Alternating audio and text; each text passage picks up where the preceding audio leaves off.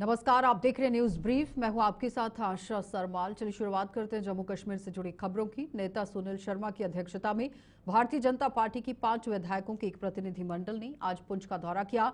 भाजपा नेताओं ने पुंछ में यहां पाकिस्तानी गोलाबारी से मंदिर, गुरुद्वारा और मस्जिद को हुए नुकसान का निरीक्षण करने के साथ साथ उन घरों का भी दौरा किया जहां पाकिस्तानी गोलाबारी से लोगों को जानें भी गंवानी पड़ी थी। उन्होंने पीड़ित परिवारों से संवेदना व्यक्त कर मृतकों की आत्माओं की शांति की कामना की। विधायक श्यामलाल शर्मा ने भी बताया कि यहां के लोगों ने प्रमुख तौर पर ही 3 मांगों को जोर शोर से उठाया है, जिसमें नए बंकरों का निर्माण शामिल है। लोगों को हुए नुकसान का ब्यौरा लिया जा रहा है और जल्द ही इसकी रिपोर्ट केंद्र सरकार को भेज दी जाएगी ताकि गोलाबारी प्रभावित इलाकों के अंदर जल्द से जल्द राहत पहुंचाई जा सके।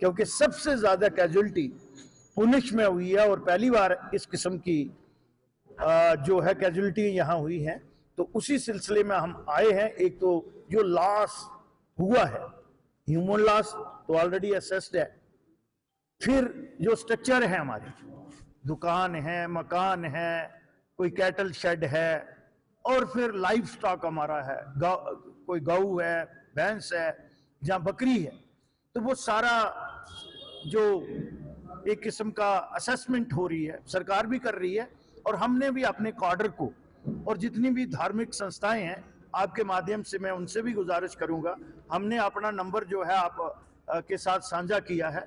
आप पीडीएफ बना के और जिन लोगों ने इस मुश्किल वक्त में आगे बढ़ के काम किया है उनकी भी एक लिस्ट बनाएं और उनको भी देखेंगे कि हम उनको किस तरह से उनका मान सम्मान कर सकते हैं। तो इसी सिलसिले में आए हैं और जनरली 3 बातें यहां आई हैं। एक तो बंकर्स की बात आई है, एक कम्युनिटी बंकर्स की बात आई है और फिर कैटल शेड्स की भी, वो कैटल का भी हम बंकर कहेंगे लेकिन कहते शेड्स हैं, उसके लिए, लाइफ स्टॉक के लिए।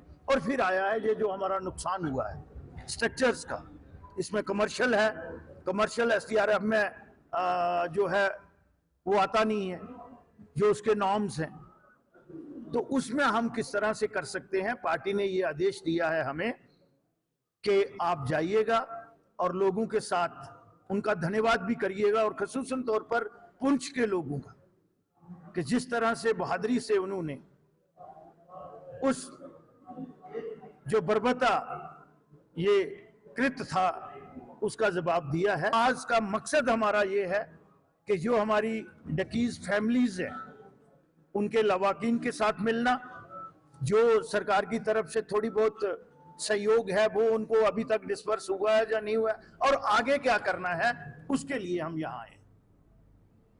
ऑपरेशन सिंदूर के तहत पाकिस्तान को घुटनों पर लाने की खुशी मनाते हुए जम्मू प्रदेश कांग्रेस द्वारा जम्मू में आज जय हिंद मार्च निकाला गया। कांग्रेस के प्रदेश अध्यक्ष तारिक हमीद कर्रा की अध्यक्षता में आयोजित जय हिंद मार्च में ही पार्टी के कई वरिष्ठ नेता कार्यकर्ता भी शामिल हुए। सशस्त्र बलों की जयकारे लगाकर उनका आभार जताया गया। तारिक हमीद कर्रा ने एक बार फिर से ऑपरेशन सिंदूर की संपूर्ण जानकारी देश की जनता के सामने रखने के साथ ही सरकार से भी संसद का विशेष सत्र बुलाने की मांग दोहरा दी। कर्रा ने यह भी कहा कि पाकिस्तान पर किया गया हमला पीओजे को वापस लेने का सही मौका था, जिसे सरकार ने गंवा दिया।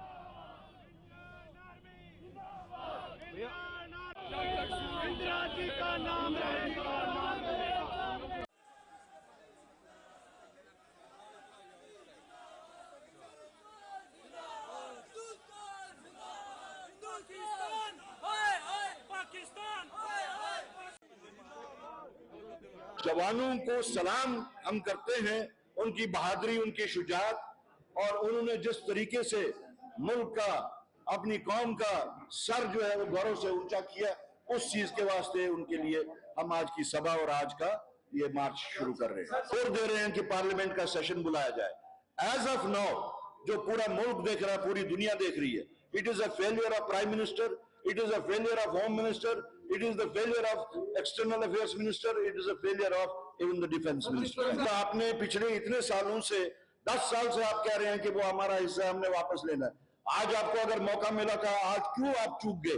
क्यों नहीं आपने हमला किया और क्यों नहीं आपने हासिल किया? आपको क्या स्पेशल सेशन क्यों बुलाया? स्पेशल सेशन 140 करोड़ हिंदुस्तानी जो उनके दिलों में सवालात हैं, उन सवालात का जवाब हासिल करने के लिए हम कहते हैं कि स्पेशल सेशन बुलाया जाए, ताकि जो भी हैपनिंग्स हुई हैं over the ground, under the ground, वो सारी बातें सामने आ जाए। पीडीपी अध्यक्ष महबूबा मुफ्ती ने यहां सरकार से हाल ही में पाकिस्तानी गोलाबारी से प्रभावित हुए इलाकों को युद्ध प्रभावित क्षेत्र घोषित किए जाने की मांग की। महबूबा मुफ्ती का कहना है कि अगर ऐसा होता है तो ही गोलाबारी से उजड़े परिवारों को युद्ध स्तर पर मदद मिल सकती है। श्रीनगर में आज एक प्रेस कॉन्फ्रेंस के दौरान महबूबा मुफ्ती ने गोलाबारी से तबाह हुए मकानों का 50-50 लाख रुपए मुआवजा दिए जाने की जरूरत पर बल दिया। उन्होंने कहा कि उन लोगों के लोन भी रद्द किए जाने चाहिए जिन्होंने बैंक से मदद से ही अपने आशियाने खड़े किए थे। और क्या कुछ यहां पर मांगे उठाई गई हैं पीडीपी के अध्यक्ष की तरफ से और क्या कुछ अपनी बात रखी गई, जरा देखिए। मेरी सबसे पहले गुजारिश तो ये है कि ये जितने भी एरियाज हैं इनको वॉर इम्पैक्टेड जोन्स डिक्लेयर किया जाए, ताकि इसमें वॉर फुटिंग पे इनका रिहेबिलिटेशन का काम शुरू हो जाए। मकानों के लिए कम से कम 50 लाख रुपए दिया जाना चाहिए। आज आप जानते हैं कि 1 लाख रुपए में दरवाज़ा भी नहीं बनता है, तो ये मेरी गुजारिश है। उसके बाद सबसे पहली चीज़ जो मैं डिमांड करना चाहती हूँ सरकार से, गवर्नमेंट ऑफ इंडिया से, कि इन सब जितने भी इसमें हमारे लोग जिनकी जाने गई उनको शहीद करार दिया जाना चाहिए। एक तो उनकी इज्जत अफजाई हो जाएगी क्योंकि उन बेचारों का कोई कसूर नहीं था, बच्चे थे हमारे, औरतें थी हमारी, आदमी लोग इसमें गए हैं, तो उसकी वजह से एक तो उनकी इज्जत अफजाई होगी और दूसरा कुछ बेनिफिट्स भी उनको मिलेंगे, उनकी फैमिलीज को मिलेंगे। और जिनके लोग चले गए हैं उनको नौकरी भी मिलनी चाहिए, एक जॉब भी मिलना चाहिए। और कई मुझे दुकानदार मिले, उन्होंने कहा कि हमारी दुकानें इसमें डैमेज हो गई, तो उन्होंने जो बैंक में इंश्योरेंस है तो बैंक इंश्योरेंस देने से इनकार करते हैं। वो कहते हैं ये जंग है, हमारा इंश्योरेंस नहीं दे सकते आपको। तो इसमें मैं चाहूँगी गवर्नमेंट इंटरवीन करे। और जो लोन लिए हैं, कई लोगों ने लोन लेके मकान बनाए हैं, दुकानें बनाई, छोटा मोटा कारोबार शुरू किया था, ये ज़रूरी है कि उस लोन को वेव ऑफ किया जाना चाहिए। जहाँ भी गई लोगों ने कहा हमें इंडिविजुअल बंकर चाहिए।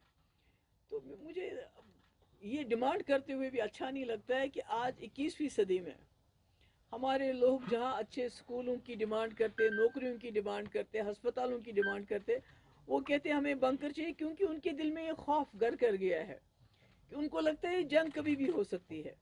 तो हम हर वक्त जंग की हालत में अपने लोगों को रखना चाहते हैं। मुझे लगता है ये मरकजी सरकार को सोचना पड़ेगा कि क्या हमारे लोग हमेशा इस जहन में रहे कि कब गोला आए और कब हमें बंकर में जाने का मौका मिले। तो मेरी गुजारिश है यहाँ की सरकार से भी और मरकजी सरकार से भी, इमीडिएटली मदद कर लीजिए। कुछ लोग ऐसे हैं जिनके घर में कोई नहीं है, उनको मकान बना के भी देने पड़े, आपको मकान बना के दीजिए।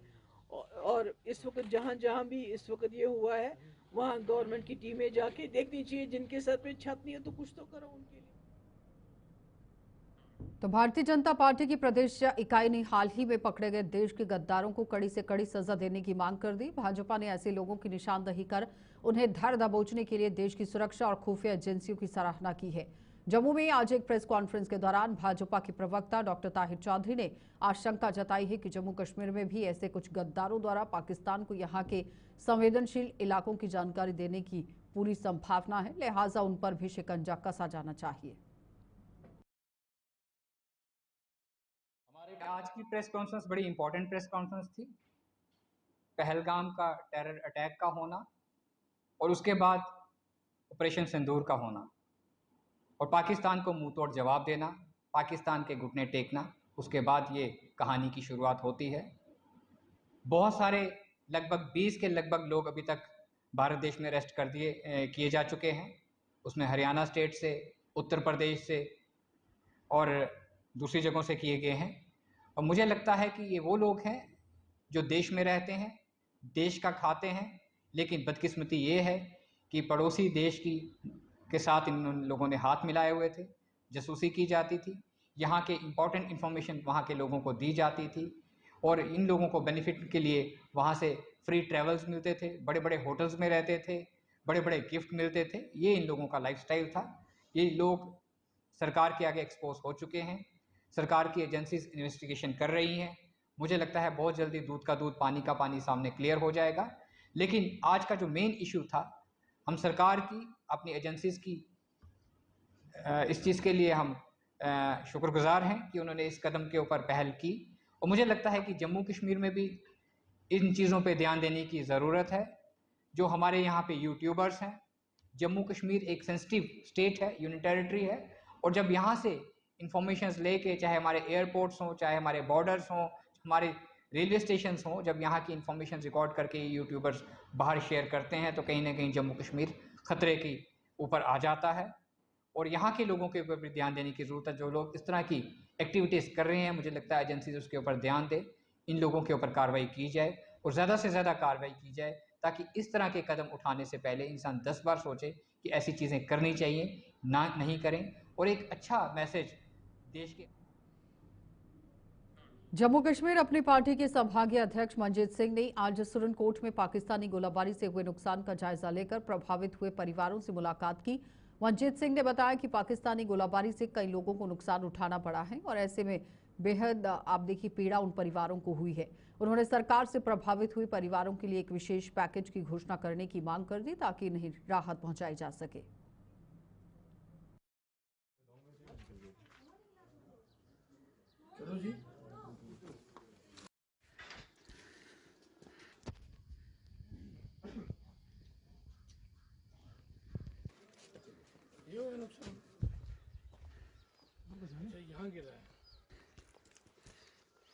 पिछले कल पुंछ में गए थे और काफ़ी जगह पे जहाँ पे बहुत सारे लोग जो हैं पाकिस्तान की फायरिंग की वजह से शहीद हो गए, वहाँ पे भी हम गए और जिनका वहाँ पे डैमेज हुआ है प्रॉपर्टी को वो भी हमने देखा। आज सुरनकोट में हमने देखा यहाँ ये एक बहुत ही गरीब परिवार है जिनका घर लगभग 90% शेलिंग के कारण डैमेज हो गया है। बच्ची भी इनकी एक जो है वो उसमें इंजर्ड हुई है। तो इस मौके पे तो हम यही रिक्वेस्ट करेंगे सरकार से कि सरकार इमीडिएटली इनको जो है वो स्पेशल पैकेज जो है वो इनको दे, ताकि ये लोग अपना जो है मकान दोबारा बना सकें। और भी बड़े सारे लोगों की यहाँ पे प्रॉपर्टियों को डैमेज पहुँचा है। तो इसके लिए अब लंबा डिले ना करें, आगे बरसात भी आ रही है, तो इमीडिएटली इनको गवर्नमेंट जो है वो राहत दे, सो दैट ये सही तरीके से फिर अपनी ज़िंदगी जो है वो बसर कर सकें। तो ड्रग्स के काले कारोबार पर प्रहार करते हुए उधमपुर पुलिस ने एक और तस्कर की संपत्ति अटैच कर दी है। पुलिस ने उधमपुर के ही हरतियान निवासी ड्रग तस्कर मोहम्मद आसिफ की 1.5 करोड़ रुपए की संपत्ति अटैच कर ली है।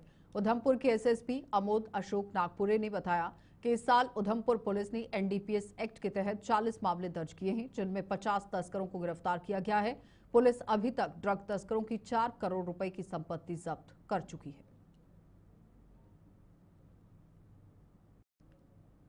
आज मोहम्मद आसिफ नाम का जो एक ड्रग पेडलर है जो उधमपुर का रहने वाला है, उसके 3 ट्रक्स और 1 बोलेरो व्हीकल, ऐसे टोटल 4 मूवेबल प्रॉपर्टीज़ जिनकी कुल मालियत 1.5 करोड़ रुपए के आसपास है, वो हमने आज एनडीपीएस एक्ट के प्रावधानों के तहत अटैच की है। टोटल अब तक 4 करोड़ रुपए की ये प्रॉपर्टीज़ हमने सीज़ की है वर्ष 2025 में। साथ ही साथ इस साल हमने 25 मामलों में ऑनरेबल कोर्ट से कन्विक्शंस हासिल की है ड्रग पेडलर्स के खिलाफ, और वो आज सज़ा भुगत रहे हैं। तो मुझे पूरा यकीन है कि उधमपुर पुलिस की ये जो जंग है ड्रग्स के खिलाफ, इसको जल्द से जल्द कामयाबी मिलेगी और उधमपुर की आवाम और उधमपुर पुलिस मिलकर उधमपुर को एक नशा मुक्त ज़िला बनाएंगे। नशे के खिलाफ एक कॉम्प्रिहेंसिव हमारी स्ट्रैटेजी है जिसमें शराब और ड्रग्स सब शामिल है। जो आज रामनगर में हमने एक नशा तस्कर, ड्रग लीकर तस्कर पकड़ा है, वो दरअसल महाराष्ट्र का रहने वाला है और एक इंटरस्टेट उसका सिंडिकेट चल रहा था। बड़ी मात्रा में जो है अवैध शराब उससे बरामद हुई है। फ़िलहाल मामला ज़ेरे तफ्तीश है, जैसे ही और जानकारी हासिल होगी आपके साथ साझा की जाएगी। और जो लोग हमारे इस काम में बाधा डालेंगे या हमारी इस चेतावनी के बावजूद इस कार्य में मुलव्वस रहेंगे, उनके खिलाफ हर वो मुमकिन सख्त कार्रवाई की जाएगी जो कानून हमें जिसकी आज्ञा देता है। फिर वो पेट NDPS की कार्रवाई हो, प्रॉपर्टी अटैचमेंट्स की कार्रवाई हो, और न्यू क्रिमिनल लॉज के तहत जो भी नए प्रावधान हमें अवेलेबल किए गए हैं उन सब का इस्तेमाल किया जाएगा। और उन सब को यही मेरा कहना है कि आप या तो नशा तस्करी छोड़ दें या ये जिला तनाव को मद्देनजर जम्मू कश्मीर में बाहरी राज्यों से काम करने आए निजी सेक्टर के कई कर्मचारी और कामगार अपने अपने घरों को लौट गए हैं। इन लोगों के वापस लौटने से जम्मू कश्मीर की कारोबार और उद्योगों को काफी नुकसान हो रहा है। Jammu chamber of commerce and industry के प्रधान अरुण गुप्ता का कहना है कि जम्मू कश्मीर के युवाओं का कौशल बढ़ाने के लिए सरकार को कदम उठाने चाहिए ताकि दोबारा ऐसे हालात पैदा होने पर कारोबारियों और उद्यमियों को नुकसान न उठाना पड़े। इस पूरे मामले पर अरुण गुप्ता से खास बातचीत की है हमारी संवाददाता शिल्पा ने, जरा देखिए। उनका चल रहा था, कितना प्रभावित हुआ इंडस्ट्री? यहाँ के जो यहाँ पर वर्कर्स, जो इंडस्ट्री में वर्कर्स हैं, जो बाहर से हैं, जो स्किल्ड लेबर है यहाँ पर, वो सब ने अपने जो भी उनके प्रदेश थे वहाँ जाना शुरू कर दिया, जिसकी वजह से यहाँ तो प्रोडक्शन रुक गई। और यहाँ फिर क्या हुआ कि भाई इंडस्ट्री जो है, जो अगर रॉ मटेरियल नहीं पहुँचा, क्योंकि ट्रांसपोर्टेशन भी उस समय अफेक्टेड थी, और उसकी वजह से रॉ मटेरियल भी नहीं पहुँचा, तो इंडस्ट्री की हालत ये हो गई कि एक तो उनकी प्रोडक्शन जो है बंद हो गई, दूसरा जो लेबर, जो उनका जो फिनिश्ड गुड्स थी, वो भी कहीं उनको सेल करने की मुश्किल आने लग गई और वो नहीं कर पाए। मतलब उनका जो सामान, जो फिनिश्ड गुड्स थी, वो भी उनके गोडाउन में पड़ा रहा, और दूसरा जो उनकी प्रोडक्शन एक चलनी थी जो 24/7 चलती है, तो वो भी कहीं ना कहीं रुक गई। ये कारण जो है, इसकी वजह से मैं समझता हूँ कि जितने भी माइक्रो स्मॉल यूनिट्स हैं, तो सबको बहुत लॉसेस हुए हैं। असेस करना अभी मुझे लगता है कि अभी उसमें टाइम लगेगा असेसमेंट में, लेकिन मैं समझता हूँ कि ऐसे हालात में हमारे जो डिपार्टमेंट हैं, चाहे वो इंडस्ट्रियल डिपार्टमेंट है, चाहे वो फाइनेंस डिपार्टमेंट है, उनको आगे आना चाहिए। इंडस्ट्रियल डिपार्टमेंट को इसलिए आना चाहिए कि वो जो हमारे जो इंडस्ट्री के लोग हैं उनसे बातचीत करें, उनसे पूछें कि आज जो है इस हालात में इंडस्ट्रियल डिपार्टमेंट जो है वो इंडस्ट्री के लिए क्या कर सकता है। और फाइनेंस डिपार्टमेंट को आना चाहिए, जितने भी उनके ड्यूज हैं, जो चाहे वो GST रिफंड है, चाहे उनके अदर जो भी इंसेंटिव जो हैं, वो गवर्नमेंट इंसेंटिव जो है वो अनाउंस किया है, जो भी किया है, गवर्नमेंट जो है वो फाइनेंस डिपार्टमेंट आगे आकर के उनकी हेल्प के लिए आगे आए और जितने भी उनके ड्यूज हैं उनको क्लियर करें। यहाँ पर भी स्किल डेवलपमेंट एक डिपार्टमेंट जो कि यूनियन गवर्नमेंट से दिया गया है। हालात ये है कि वहाँ पर कारपेंटर या मतलब प्लम्बर या इस तरह के जो लोग हैं उनको ट्रेनिंग दी जाती है। उसके अलावा जो है, जो एक हमारी जो इंडस्ट्री की रिक्वायरमेंट है, जो वहाँ पर स्किल्ड लेबर की ज़रूरत है, उन लोगों को वहाँ पर नहीं पूछा जाता। तो मुझे लगता है कि यहाँ डिपार्टमेंट को चाहिए कि जो लोग इंटरेस्टेड हैं, जो लोग वहाँ स्किल डेवलपमेंट डिपार्टमेंट में आज की डेट में सीखने के लिए गए हुए हैं, लेकिन उनकी सोच ये है कि हमें इससे आगे बढ़ करके कुछ करना है, तो मुझे लगता है कि उनको डिपार्टमेंट को चाहिए इंडस्ट्री के जो भी हेड्स हैं, या इंडस्ट्री में किस तरह की रिक्वायरमेंट है, और उनसे पूछें और ऐसे लोगों को ट्रेनिंग के लिए भेजें ताकि वो जो उनकी जो रिक्वायरमेंट है लोकल जो है उसको मीटअप।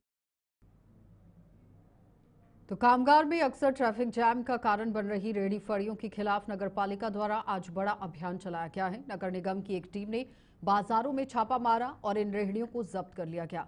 नगरपालिका के अधिकारी के मुताबिक ये रेहड़ियां यहां अवैध रूप से लगाई जाती हैं, जिनमें कईयों के पास यहां आप देखिए लाइसेंस नहीं है, यानी कि जिन रेहड़ी वालों ने ये काम शुरू किया है बिना लाइसेंस के काम शुरू किया गया है और इन लोगों को कई बार रेहड़ी जोन में जाने को कहा गया है, लेकिन ये प्रशासन की एक नहीं सुन रहे।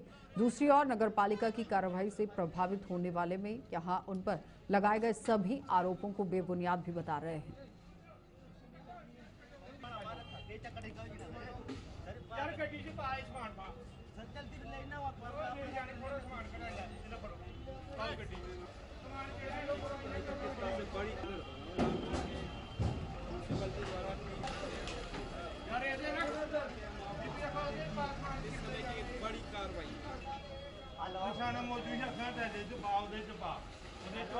हमने तो इनको बड़ी बार समझाया और बड़े तरीके से बड़े कि आप रेडी जोड़ में चले जाओ जैसे पहले थे, लेकिन ये लोग मानते नहीं। गाड़ियों के बीच में रेडी लगाते हैं और लोग बड़े सफर हो रहे थे, गाड़ियां बीच में लोगों को एक्सीडेंट हो रहे थे रेडियो के कारण। तो इसलिए हमने आज शुरू की है थोड़ी मुहिम। अगर ये सब जगह रेडी जोड़ में चले जाए तो हमें कोई जरूरत नहीं है। तो सर क्या ये इसी तरह कंटिन्यू रहने वाला है? नहीं, कंटिन्यू करेंगे इसको। अगर लोग अपने रेडी जोड़ में चले जाते हैं तो फिर हमें इसको यहाँ स्टॉप कर देंगे। रेडी बड़ी वाले को लाइसेंस ही नहीं है तो नोटिस किसको देना है? ये तो इलीगल तरीके से लगाई हुई इन्होंने। कार्रवाई ये आगे हमें पकाया भी नहीं इन्होंने कि रेडी उठानी है, तो आज इन्होंने अचानक रेडी उठा लिया। लाइसेंस रेडी ऐसे रेडी हमने नहीं लगाई है, 25 साल हो गए रेडी लगाए। हमें जगह दे दे तो हम जगह साइड पे लगा लेते हैं, हमें दी नहीं जगह। मैंने 2-3 बार बोला टोल एरिया वालों को, भाई हमें साइड पे बैठा दो, हम उधर ही बैठ जाएंगे, तो वो भी नहीं बढ़ाया उन्होंने। बाकी इधर बैठना लगती है, बैठना सुबह लगती है और शाम को जाती है, कोई फेरा लाती है, वो ऐसे ही खड़ी रहती है। इधर आएंगे उधर से फिर कहेंगे अभी क्या कहना है, अब रेडी लाई है इधर लगाई है, पता नहीं क्या बोलेंगे वो। क्या पता जब्त की है क्या, उन्होंने कहा रेडी लेके चलो, हम आ गए इधर। हाँ, शासन से यही मांगा है कि हम दिहाड़ी लगाने, इसी पे चलता है हमारा घर का पालन पोषण। तो यही काम है हमारा, जब बंद कर देंगे जब माल सड़ जाएगा दिन को, और क्या करेंगे हम, प्रशासन देखे। तो चनैनी में पीने का गंदा पानी सप्लाई किए जाने के विरोध में लोग आज सड़कों पर उतर आए। लोगों ने आरोप लगाया कि उन्हें तवी नदी से पानी सप्लाई किया जाता है, जिसके किनारे अवैध रूप से चलने वाले क्रशर के कारण चनैनी सहित कुछ अन्य इलाकों में पिछले कई समय से गंदा पानी सप्लाई किया जा रहा है। लोगों ने बताया कि स्थानीय विधायक ने इस क्रशर को बंद करवाने का आश्वासन दिया था और अगर ऐसा नहीं हुआ तो वह इस क्रशर को उखाड़ फेंकने को मजबूर हो जाएंगे।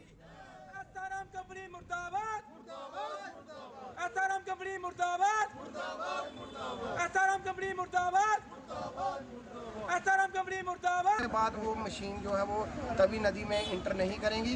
और मैं आपको बताना चाहता हूँ कि अगर वो मशीनें जो है वो तवी नदी में इंटर नहीं करती हैं, क्योंकि प्रोजेक्ट भी जरूरी है, प्रोजेक्ट भी चलने चाहिए, लेकिन किसी की हम जिंदगी के साथ खिलवाड़ करके प्रोजेक्ट चलाना वो भी एक बहुत बड़ी बात है। इसलिए हमने एडमिनिस्ट्रेशन से आज भी यही विनती की है कि किसी तरीके भी, जैसे हमारे विधायक जी की उनके साथ कोई बात हुई है और उन्होंने आश्वासन दिया है कि आज के बाद जो है वो अगर कोई मशीन वो है वो नाले तवी के बीच में से क्रॉस नहीं करेंगे। और चनैनी की जनता को खास करके, ये चनैनी कस्बे की बात नहीं है, इससे लोअर कुद को, टंडार एरिया को पूरे ये पानी जो है वो सप्लाई होता है। और क्यों लोग गंदा पानी पिए? दिक्कत ये आ रही है कि प्रोजेक्ट का क्रैशर वो है, लेकिन उसके पास कोई परमिशन नहीं है। मैंने खुद पूछा है फिशरी डिपार्टमेंट से, PHE डिपार्टमेंट से, वो सारी परमिशंस की धज्जियां उड़ा रहा है, रूल्स की धज्जियां उड़ा रहा है, लेकिन कोई इसको पूछने वाला नहीं है। हमने जिस भी अधिकारी से संपर्क किया, अधिकारी ने बोला कि ये मेरे हाथ में नहीं है। ऐसे उसके कौन से कनेक्शन हैं उस क्रैशर के या उसको क्रैशर को चलाने वाले के, कि उसकी वजह से हजारों लोग, 10,000 लोग चनैनी में रहते हैं और 50,000 से लाख के करीब उधमपुर में रहते हैं। सब गंदा पानी पीने में मजबूर हैं। क्यों उस क्रैशर को बंद नहीं किया जाता है? अगर प्रोजेक्ट का क्रैशर है वहां से शिफ्ट करना चाहिए। लोगों को वो सोने नहीं देता है, लेकिन कोई कार्रवाई नहीं हो रही है। मैं महीने से वीडियो डाल रहा हूं, लेकिन अभी तक कोई कार्रवाई नहीं हुई है। मैं आपके माध्यम से बताना चाहता हूं कि जल्द से जल्द उस पर कार्रवाई हो, नहीं तो हम चनैनी वासी धरना प्रदर्शन करके उस क्रैशर को उखाड़ के रहेंगे। न्यूज ब्रीफ में इतना ही, इजाजत दीजिए, नमस्कार।